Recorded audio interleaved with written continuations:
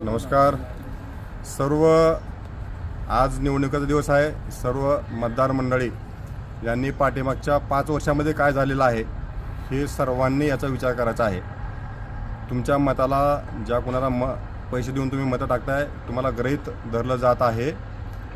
पैसे दिले की पैसे दिल्यानंतर 5 वर्षे ते तुम्हाला विचारतही नाहीत आणि ते तुम्हाला नोकर असल्यासारखं वागवतात. वर्षानुवर्ष तुम्ही एकाच माणसाच्या हातामध्ये सत्ता दिल्यामुळं ते राजे झालेत आणि तुम्ही गुलामच आहेत. तर ह्या गुलामगिरीतून बाहेर पडायचं असेल तर तुम्हाला एखादा नवीन चेहरा जो की मनापासून काम करत आहे अशा चेहऱ्याला तुम्हाला सर्व लोकांना निवडून द्यावं लागेल, त्याला मतदान करावं लागेल. तरच या महाराष्ट्रामध्ये बदल घडणार आहे.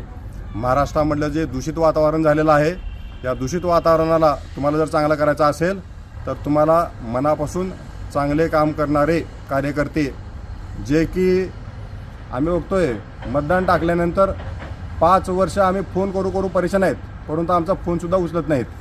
म्हणजे तुम्ही मतदान घेतल्यानंतर लोकांची कामं करण्यासाठी इथं आहेत का लोकांनी तुमच्या पाया पडते याचं?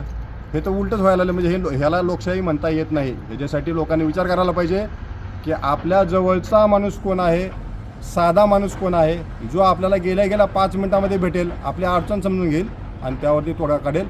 तर अशाच व्यक्तीला आपल्याला मतदान करायचं आहे. हे विसरू नका, हे लक्षात ठेवा. हा शेवटचा चान्स आहे. या चान्सनंतर 5 वर्ष तुम्हाला वाट बघावी लागणार आहे. आयुष्यातले 5 वर्ष गेले तर ते 5 वर्ष परत येणार नाहीत. म्हणून मी म्हणतो आता आजचा दिवस आहे. शेवटचे 2 बॉल राहिलेले आहेत आणि तुम्हाला 8 रन काढायचे आहेत. तर तुम्हाला 8 रन काढायचे तर तुम्हाला 2 सिक्सच इथे या ठिकाणी मारायचे आहेत आणि 2 सिक्स ठोकून द्या. हे सगळ्यांना माझं कळकळीचं आवाहन आहे.